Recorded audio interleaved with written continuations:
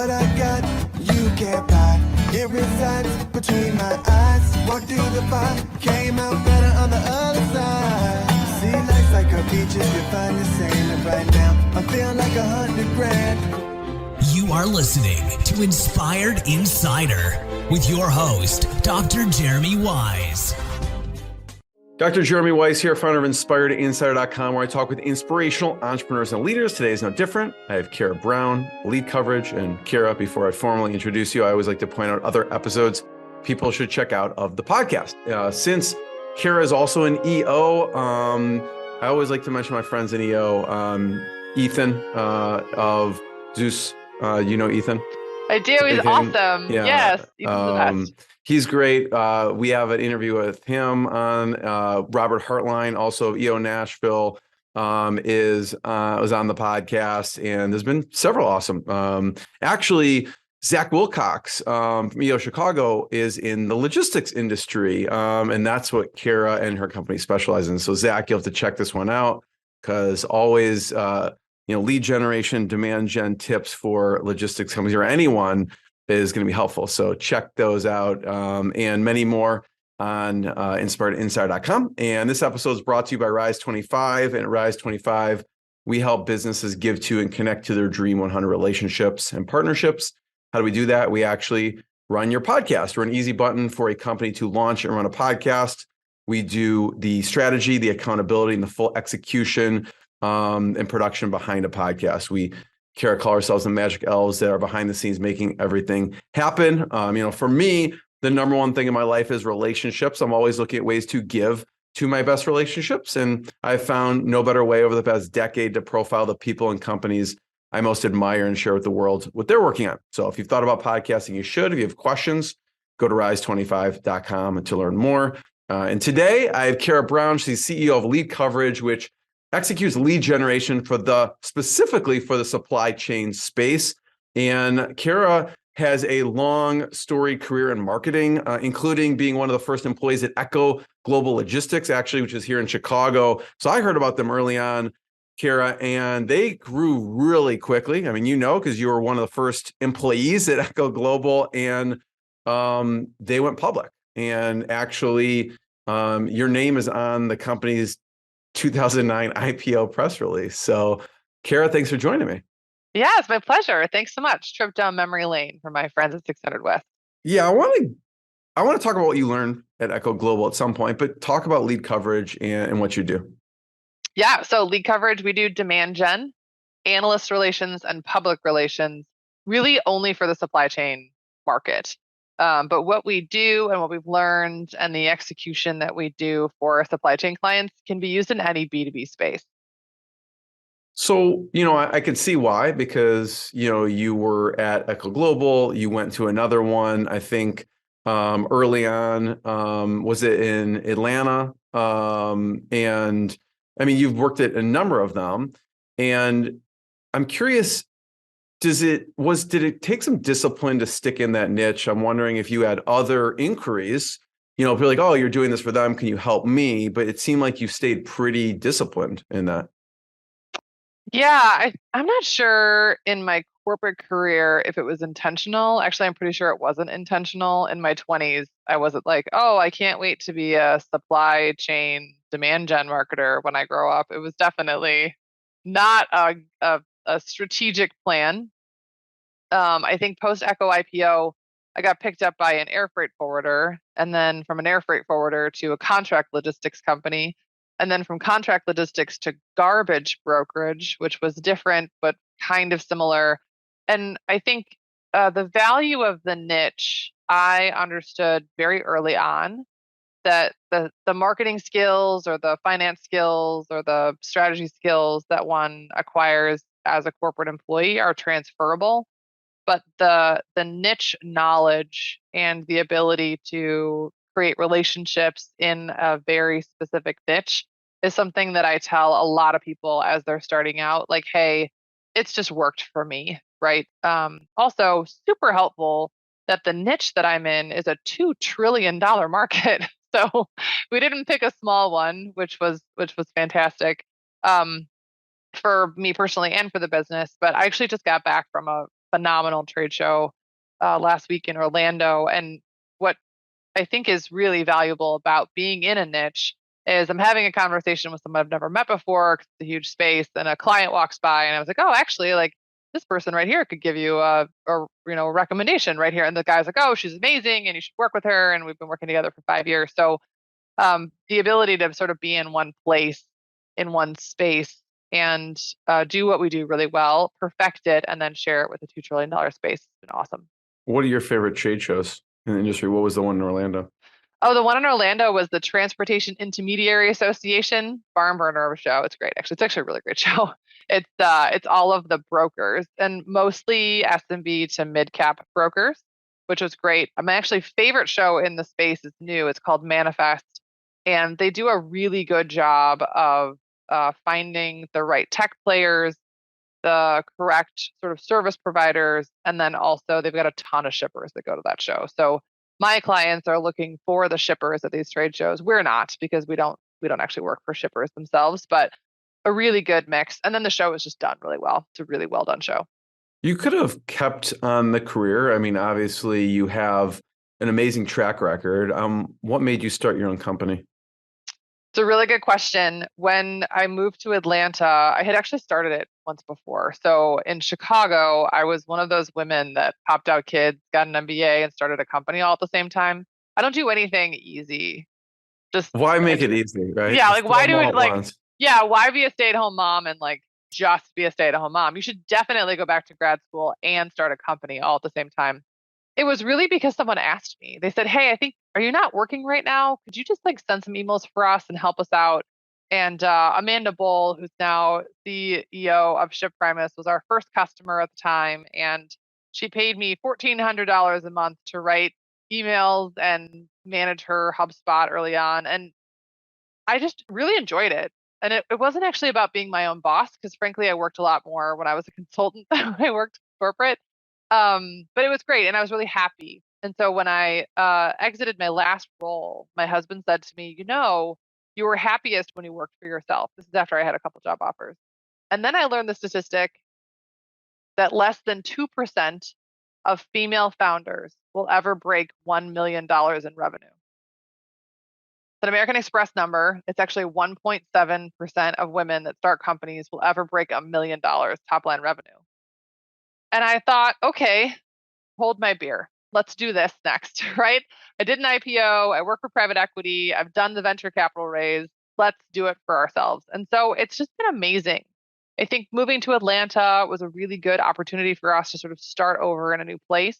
Chicago's lovely. It's a wonderful place to be an entrepreneur, but as a woman, it was really hard to get in the door. And so in Atlanta, it's just such a welcoming community for minorities of all kinds, putting myself into that sort of box in terms of business.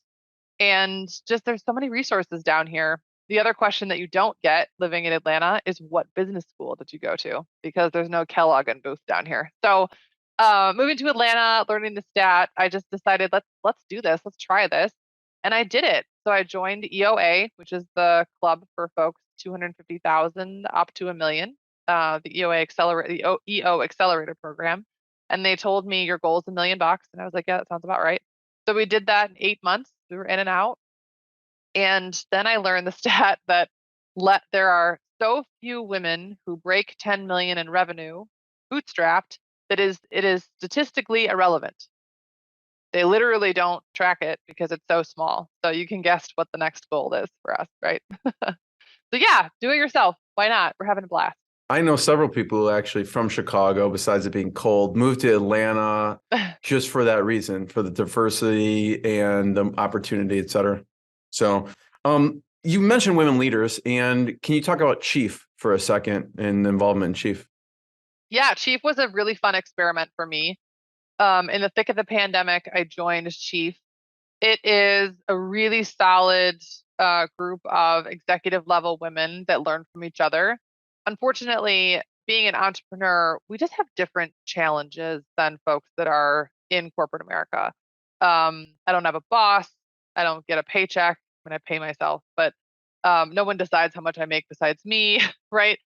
There's a lack of politics. I'm sure that my organization has politics. I am not naive, but I don't participate because I'm at the top, right? And so while I loved my time at Chief, I think what really brought home for me from my experience at Chief was that I belong in EO.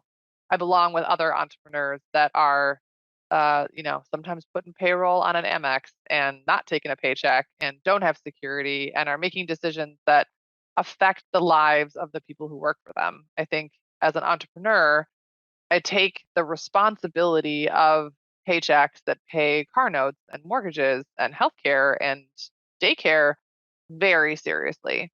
And it's just a different level of stresses and responsibility when you're an owner that has started a company than when you're a corporate employee who's running something for someone else. I want to talk about the evolution of your services. You mentioned Amanda early on was Yeah. asking you to do certain things. Now, obviously you offer, paid media ads, you offer public relations, marketing automation, rev ops. Talk about what you started off with offering to how you came to what you offer now. That's such a funny story. So my very first client, Amanda Wolf, I called a friend of mine who had been my agency in Nashville when I lived there, and I said, "What do you think I should charge?" And he goes, "At least $100 an hour." And I just about fell on the floor. I was like, "I'm not worth $100 an hour. Are you crazy? Like that's insane." So I think I charged like 80. Like I wasn't sure enough about 99. myself. Yeah, Right. like it was $89 an hour or something like that. And I tell this story to female entrepreneurs because now we're like 215 or 250 an hour. So like it's come so far, and I have to remind myself, hey, you didn't start out like this.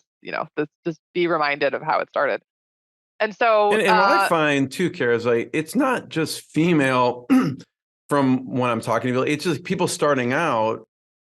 It's almost I don't know if it's an imposter syndrome, but it just feels I mean, when I'm talking to women, men, whoever, they feel like when they first start charging on their own, they undervalue themselves. and I don't know if it's undervaluing yourself at the beginning. I mean, no one would have paid me $250 an hour in 2017. Like they would have been like, you're a joke, right? And now we've got niche experience and 40 people, and we have case studies that prove that we're worth it, right? And so I think you sort of have to do what the market will bear. I did have a funny conversation with a gentleman who is in the same space as I am, and after we talked about pricing, I was like, dude, I need you please to increase your prices by 2x so that we can at least compete, because you're so cheap that you're actually cutting off my legs, right? And so trying to sort of raise the level of pricing around the table, specifically in our space. But How did they back to react to the that? great, he was like, "Yeah, great. I didn't know someone would pay me that much money." And I was like, "Well, you got to try it." A smart man told me, "Keep raising your prices until someone tells you you're too expensive, and then raise them even more." And so we've tried a lot to raise minimums and raise prices and get to a point where we feel really good. And margin's important to us, right? We sell time, and so the faster we can do things, the more margin we make, the more successful we are for our clients. And I think there's a lot of value in that. So I think the maturing business has a lot to do with what we're charging now. But your question was really like the evolution. So I was doing really demand gen marketing, and I'm not a designer. So I want to lay sort of this out for your listeners. We don't do design. So I'm not a marketing shop that will help you with your logo. We do math in the marketing funnel. So we spend a lot of time in HubSpot, Salesforce, pulling math, pulling reports, et cetera. And a dear friend of mine, Will Haraway, was running a PR shop in supply chain called Backbeat Marketing. And we ended up meeting on a client together. And I remember calling him after a meeting one day and I said, "Man, I don't want to do what you're doing." And he's like, "I don't have any idea how to do what you're doing." And I was like, "We should probably do this more often." So fast forward to 2019, and we are now official together. So Will and his team do analyst relations and public relations. My team does sort of the hardcore demand gen work. And then we have Jeremy Gave, who runs our HubSpot shop. So we have a whole team that just does HubSpot. And then we actually have a team that will make the first dial. So we have expanded the team and the company and what we do for clients based on market needs, based on client needs, and then based on things that we learn, right? The next thing for us is AI. How are we going to take ChatGPT and the other tools that are coming out and incorporate them into what we know works for clients, and then give them our best use cases, test things, et cetera? So it'll continue to change, and it's really exciting. I think the one thing that we know is true about the company, our company, is that it's always changing. I'm wondering, Gail, let's say someone's listening right now and they have a really amazing partner that they do a lot of work with, and they have that same conversation, right? I don't want to do what you do. And the other person's like, I don't want to do what you do. And they're a good match and almost a good marriage. They can keep doing that and keep partnering on things. But you almost made it official. So Yeah. why did you decide to actually make it official? And then how did you integrate the two companies? It was actually a really funny story. So Will and I went together to pitch a company together. And he was like, okay, the guy we're pitching, he's like, I get it. You guys are really smart. Who am I hiring? Who am I paying? What's going on? Like, I'm so confused. And we went literally. That's not what you want to hear after. It's not what you want to hear. It was the word. It was like one of the worst pitches ever, right? And we walked to the elevator and we're like, well, we're not doing that again. We got to figure this out, right? Like, clearly the guy wanted to buy from us, but he was confused as to what he was buying. Let's figure this out. So we were at the Georgia Supply Chain Summit, I swear to God, and sitting on other sides of the room because we'd split up to work the room together and texting each other for names. And I was on my Namecheap app and I found LeadCoverage for $135. And I was like, I think this is it. And, he does PR. So coverage made sense for him, leading coverage, lead with coverage. And we were trying to figure out what made sense, and LeadCoverage just made sense. And so I think the first step for us was going to market together under one name. Then we had to decide, all right, how are we gonna split this up? Some clients I work for and he doesn't. Some clients he works for and I don't. And then I think very organically over the last 7-ish years, the team just sort of came together. We had like a crazy deal, and like, I don't recommend this, where like I was paying employees and Will was paying me back, and it got really complicated until we sort of sorted things out with lawyers, and now everything's great. But we got to know each other for a very long time before getting married. And so, personalities were not a surprise, teams were not a surprise, clients were not surprised. I think we did the rebrand sort of at the beginning of the pandemic, and so nobody really paid attention. And it's just been really, really great. I know that like 75 or 78% of most business partnerships fail. But after going through the pandemic and the great resignation, which was just horrible for most agencies, including us, with a partner and coming out the other side stronger, I mean, we grew 171% through the pandemic. Like, nothing can touch us, like, just knowing that you have someone that is in your corner and has your back and vice versa has been kind of game changing. It took a long time. I will not tell you that it was like love at first sight and that we met and like immediately started a company together. It took a long time. But now we have exactly the same goals and we back each other up, and it's great.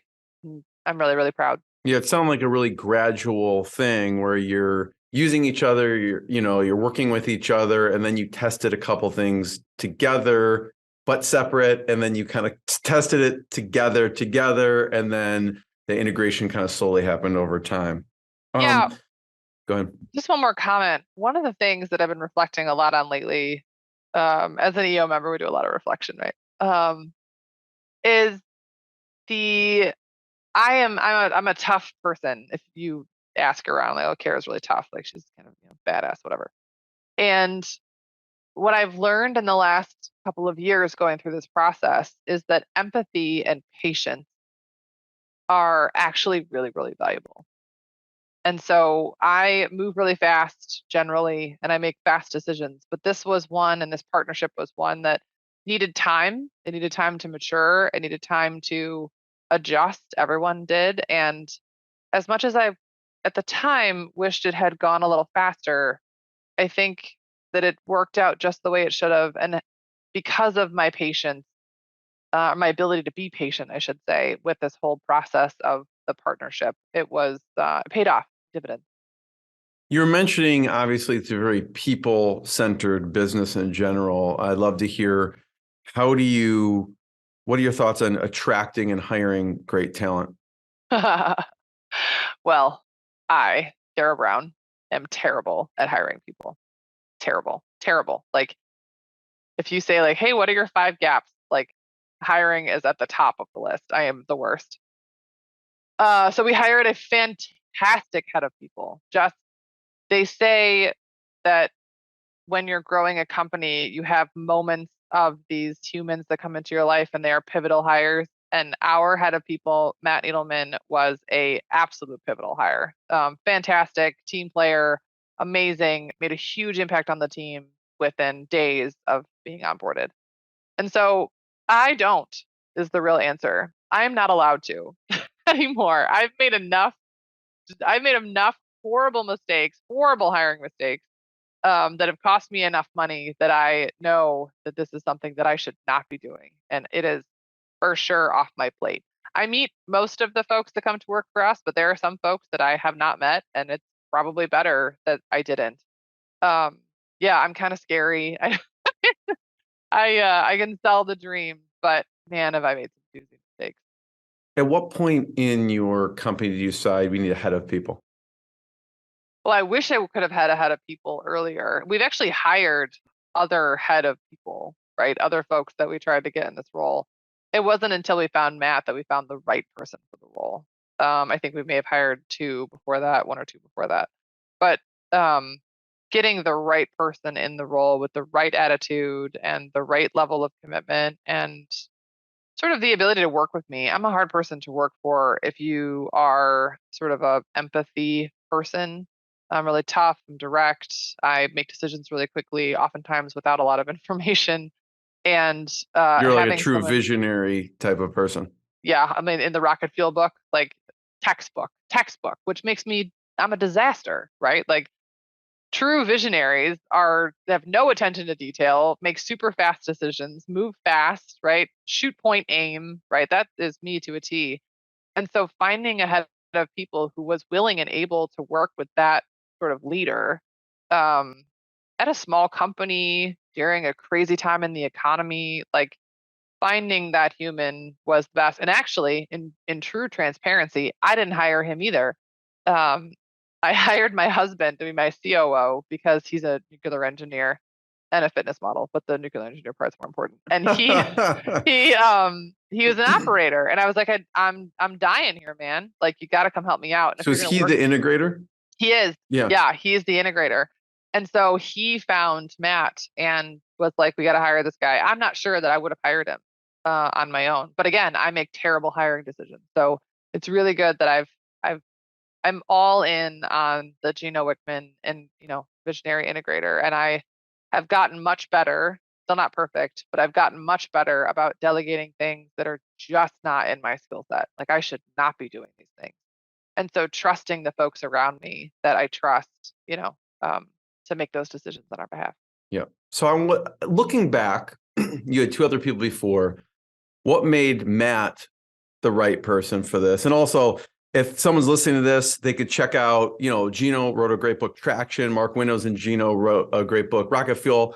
You could check out an episode I did with Gino Wickman, a separate episode I did with Mark Winters. Those are both great. So check those out. What made Matt the right person looking back versus the other 2 people? Gosh, what made him great? I mean, everything makes him great. He's great. Or what should people look for in like a head people person? Yeah, so I'm just my experience share, right? Like Yeah. I am no expert on how to hire head of people, but I will say that my experience with Matt has been a couple things. One, he is a recruiter at heart, the same way that I'm a salesperson at heart. And I can make decisions, hiring decisions quickly because I know that he's got a virtual pipeline of folks that he's been talking to, and he can pull someone out of his magical hat that's like a 10 out of 10 for a job in like a couple of days. And that gives us a ton of freedom. If I don't have to worry about waiting 6 weeks to get a couple of candidates, if I know I can get a candidate or 2 in a matter of 4 or 5 days, like holy cow, the ability to make decisions quickly is awesome. I think 2 is he tells me no in the nicest way possible. But I tend to like to hire people who look and feel like me, people from the space that I like, people that I think can bring revenue into the company. And I'm like, let's just hire this person. They're going to be great. And he meets them and he's like, how do I tell Kara no? Right. And he does in a very polite way. And then I think lastly is just energy, and this is culture fit, just culture fit, right? Energy, willingness to sort of do anything, jump in, wanting to be seen as a leader, taking responsibility before it's actually been, given.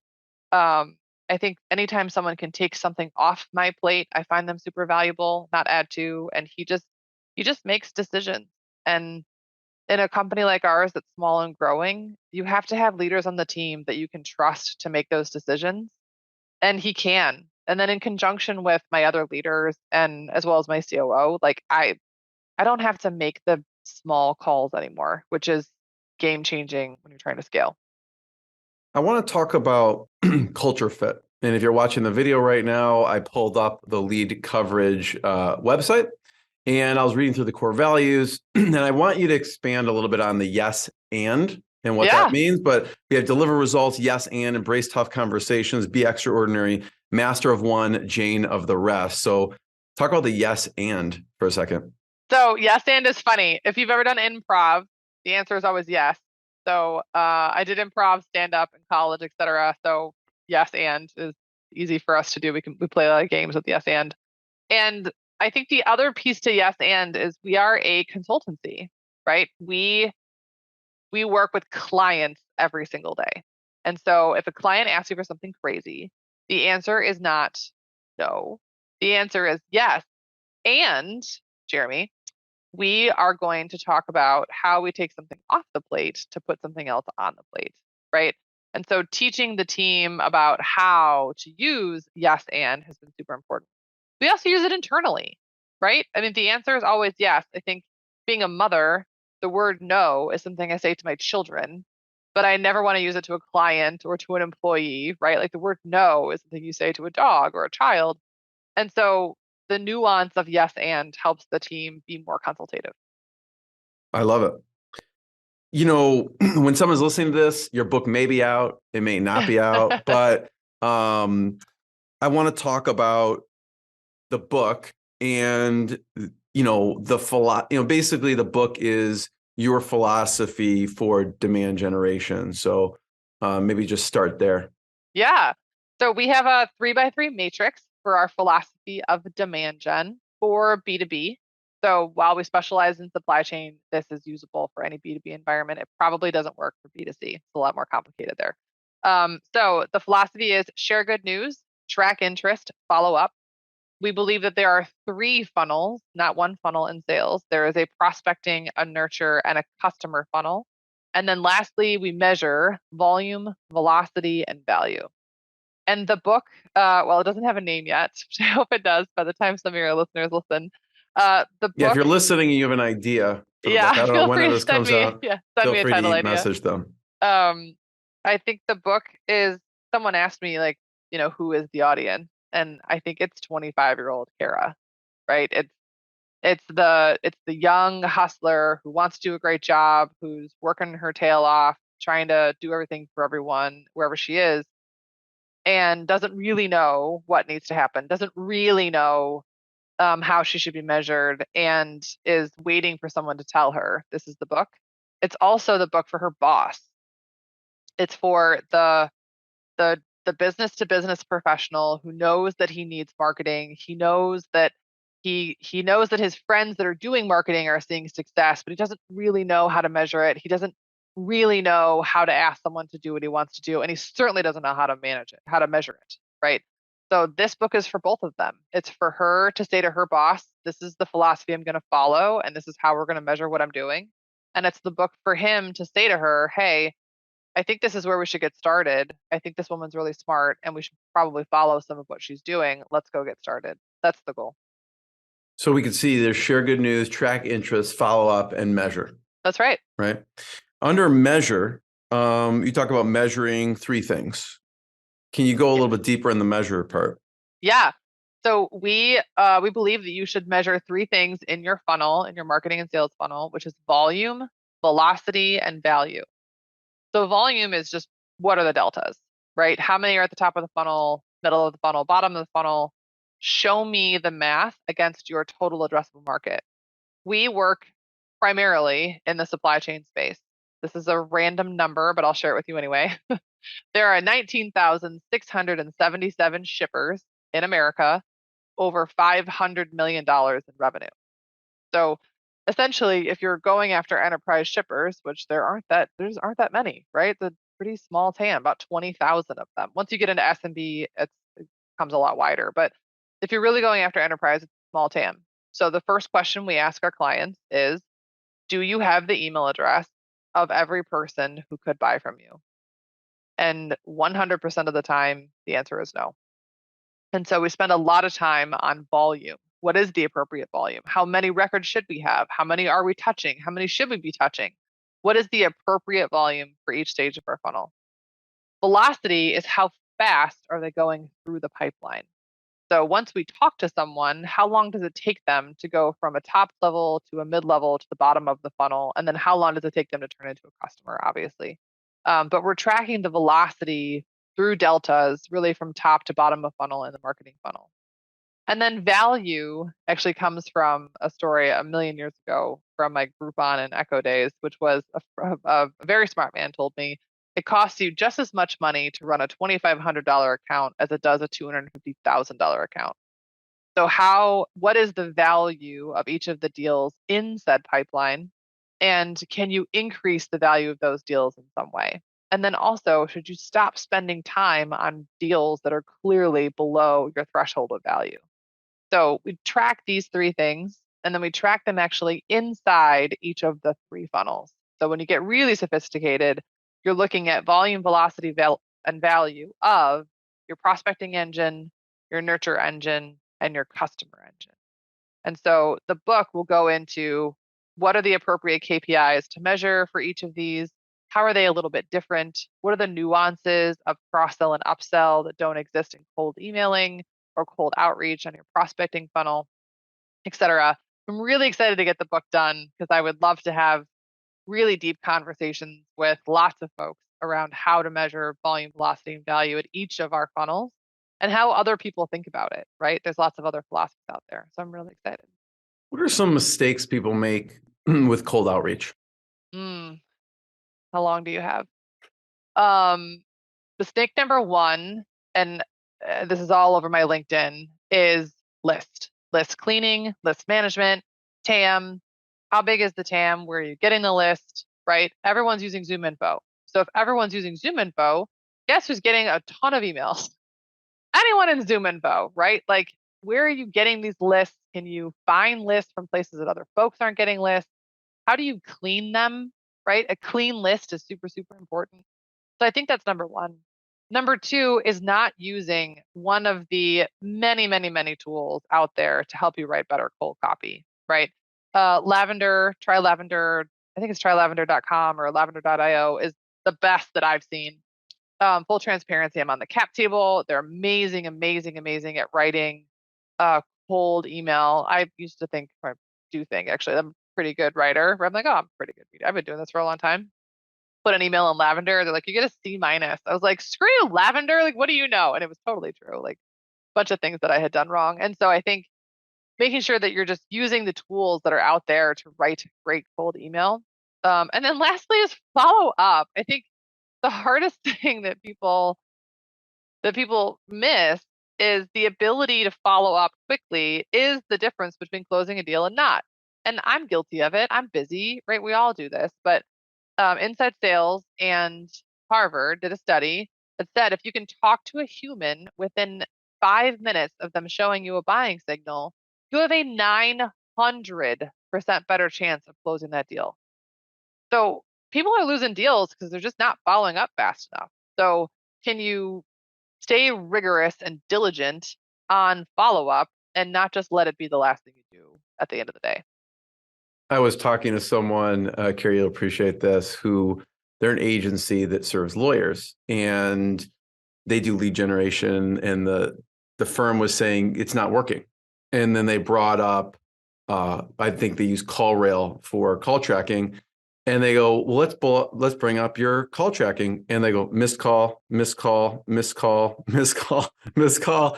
And like you're saying, they were calling and they were not getting anyone on the line. So I just found it kind of interesting. It wasn't working apparently. So it's funny, going back to your previous question, which was, how has the business evolved? We have our own SDR team. I don't sell it separately. We don't make cold calls. But because of that exact reason, hey, you've been doing this for us, we've been paying you all this money and the leads aren't good, or we're not getting anything for our money, was 99% of the time because the sales team at the client wasn't making the dials. They just weren't calling them, or they were missing phone calls, or they weren't following up, or they were, right? And so we hired our own team of SDRs. They're internal, they're here in the States, and they make the first dial. And so instead of just handing over a list of qualified prospects, I'm handing over set meetings. Here is the meeting that is set for you. The big challenge for us, in full transparency, is that there are companies that just set meetings. So we end up sort of, because we do set meetings, but we're not just meeting setters, oftentimes I have to spend some time educating folks that, no, you have to have the full kit and caboodle, right? Because cold dials will convert at a 1% ratio, warm dials will convert at a 60% ratio, and hot dials, meaning that someone has filled out a form, they're interested, they're on the website, they're doing some research, will convert at 40%. So how do we get as many 40% meetings as possible? Well, it's not banging through a list of cold calls. Yeah, and even if, like you mentioned, just in the outreach piece, there's so many pieces. So like if one of these pieces gets dropped, the whole system doesn't work, right? So that's important to have like a kind of a full solution there. And that's not even including just list or the copy or the follow-up, but everything together. Yeah, we like HubSpot for that, to solve that problem. We have clients that will come to us, or people I talk to that come to us, and they're on Zoho and MailChimp and some random CRM that you've never heard of before, and it's always a mess. So get yourself on HubSpot. It's definitely the best in the space, really inexpensive. We've got enterprise clients that use it, so like enormous companies are using it for marketing automation, also for CRM. It's great for any mid-cap company. And then anyone can do it. It's DIY, right? So while we're a platinum, diamond, good grief, Kara. We're a diamond partner, so we can do the sexy stuff in HubSpot for you. It's not so complicated that someone else can't use it on your team, or someone can't use it on your team. And so the putting all of the pieces together is was really hard. The average business to business marketing technology tech stack is 17 thick, which means that whomever is doing your marketing, if you're B2B, is using 17 to 25 pieces of tech every day. And there's just no way that they talk to each other, right? And then we also talk a lot about with our clients, like I had someone say to me, well, we see all that in Google. And I'm like, no, you see aggregated data in Google. You see top line aggregated data in Google, but Google doesn't tell you that Dr. Jeremy was on the LeadCoverage website, and because he was, you should call him. Like Google doesn't give you that sort of primary intent, nugget or clue. That's all in HubSpot. So we spend a lot of time educating folks on that. I want to highlight a little bit and understand more about what you actually do. Can you talk about, you worked with a robot company? Yeah, lots of robots. We love robots for warehouses. Yeah, so really the way to think about what we do is a campaign-led initiative, right? So for us, campaign starts with public relations. And public relations are market-specific information, right? So this is not the 5 best ways to choose a robot for your warehouse, or a blog post about robots in 2025. Like, evergreen copy is important and you should have it, but you should not expect it to drive a lot of demand gen. But market-specific copy, market-specific, timing-specific public relations that is then published by a third party that you can use should, in theory, drive demand gen. So the way we do it is we put this piece of copy out there, content that is a public relations based, market specific piece of content, and then we share it on all of our channels. So we write an email sequence.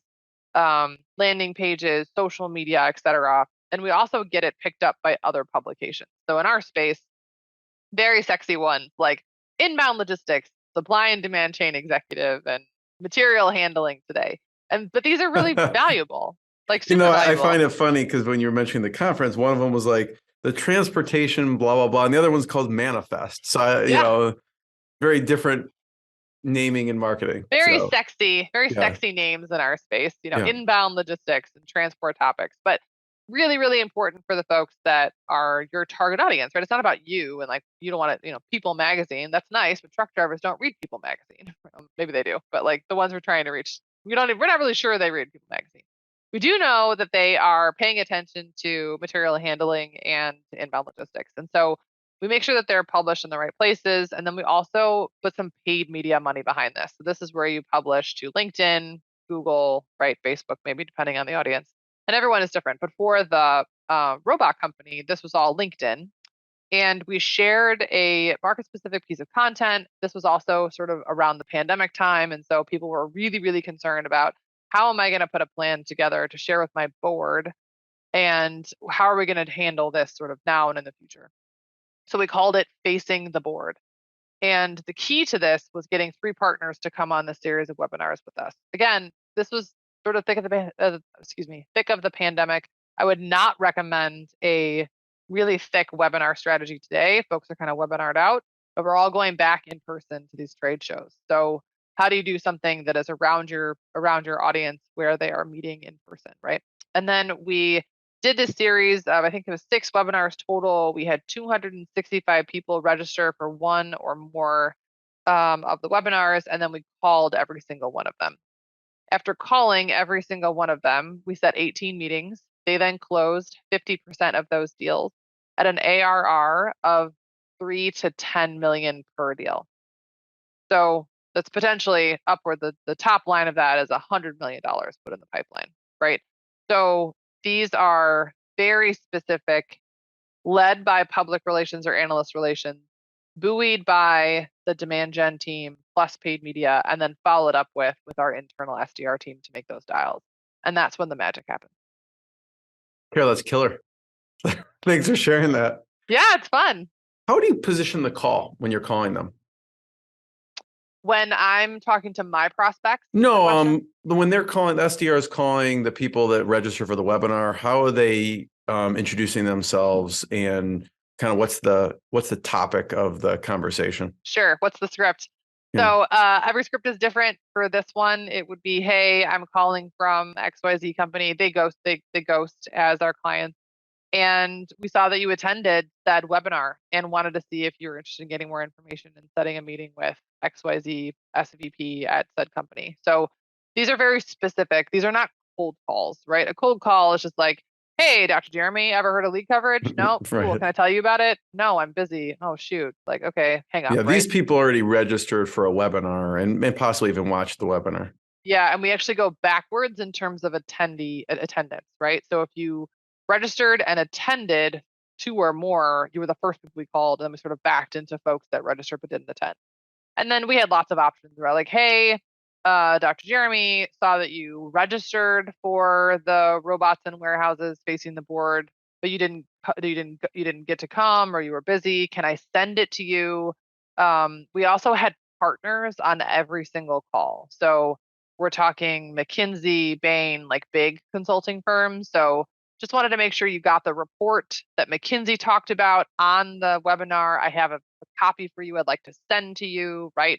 The giving of the information for free, which is clearly what we do every day, all day, was really important for those phone calls, for sure. I love that because I would think, I'm guessing here, but most people are not, following up.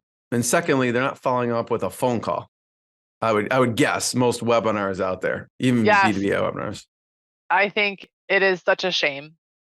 It's just such a shame that we put all of this time and energy and effort and money into these events, trade shows, webinars, white papers, whatever, speaking engagements, to then just ignore what happens next. It makes my heart hurt sometimes when, we went to a client went to 4 trade shows.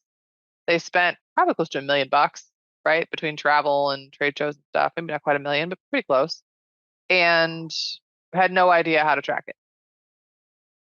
Didn't have any idea how they were going to track leads that had come in from the trade shows. And we do it every day, all day. So I'm like, this is how you do it. This is where you put them. This is where you tag them. And it took weeks and weeks and weeks and weeks and weeks to be able to understand what was happening post trade show. And it turns out that someone just put it in the system wrong and they weren't owned. So they had all of these records from this trade show. The way that happens for LeadCoverage is we say to the team on the client side, you can take 2 to 5 leads from this trade show. 5 is the most. You can't actually work 10 to 25 leads post show. It's just too many. It's too many. So you get 2 to 5, you're going to give us the rest. You're going to send your updates to those humans, and we're going to tell you who is interested from the rest of this group. And when we do it right and it works that way, it's mad genius. But when you sort of leave it up to the sales team inside the middle market client, they've got 6 or 7 folks that went to this trade show. They never get touched, right? So we go back and we look at all of the money that we spent on this show or this event or this webinar or this partnership, and we look at who didn't get followed up with, and sometimes it just breaks your heart. Yeah, you're almost helping, I feel like, these companies take an 80-20 approach or 90-10 approach, whereas like you're kind of sifting, here's the 10% of the people you should be spending your time with. Let us kind of sift that down for you. Is that accurate? Yeah. And I mean, even one more level of sophistication, right? Which would be amazing if we could get our clients to do this, which is, who do you actually want to meet at the trade show before we go to the trade show? Did you meet with them? If yes, then follow up. If no, then different follow up.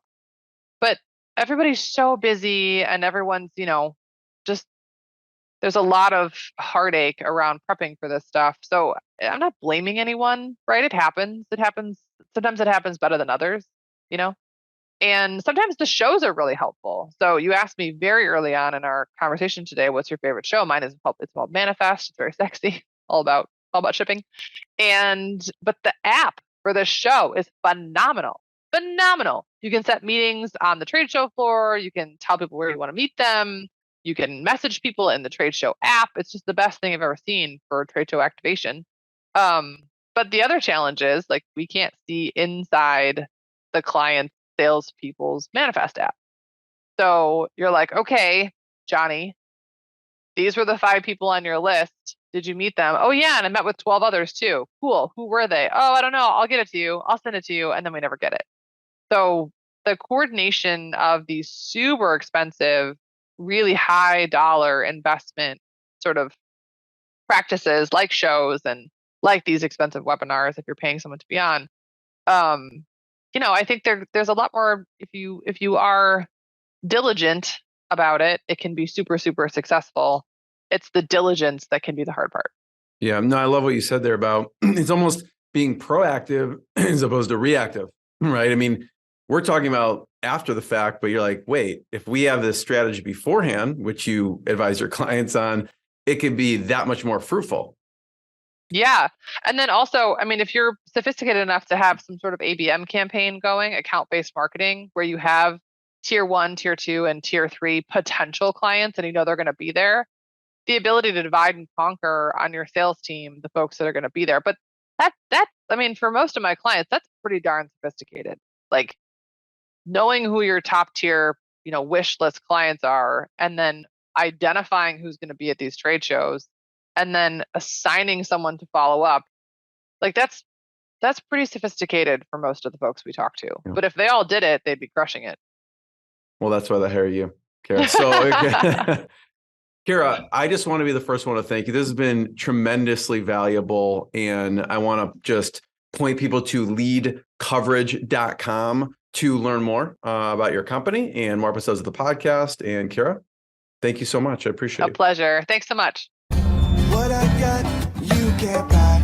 It resides between my eyes. Walked through the fire, came out better on the other side. See, life's like a beach if you find the sailing right now. I'm feeling like $100 grand.